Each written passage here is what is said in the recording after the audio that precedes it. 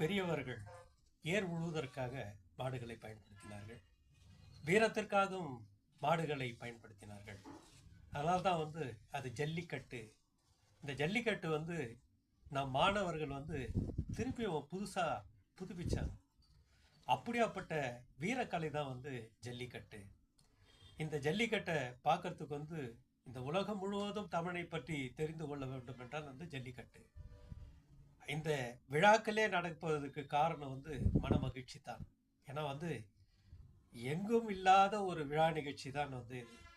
நாம் கலைகளில் சிறந்தவர்கள் என்பதற்கு சிற்பக்கலை, ஓவியக்கலை, நாட்டியக்கலை என்று அரசியல் கூட ஒரு கலை தான். அதாவது அதிலே அரசியலை கற்றுக்கொண்டால் தான் நாம் வாழ்க்கையிலே அதை பற்றி தெரிந்து கொள்ள முடியும்.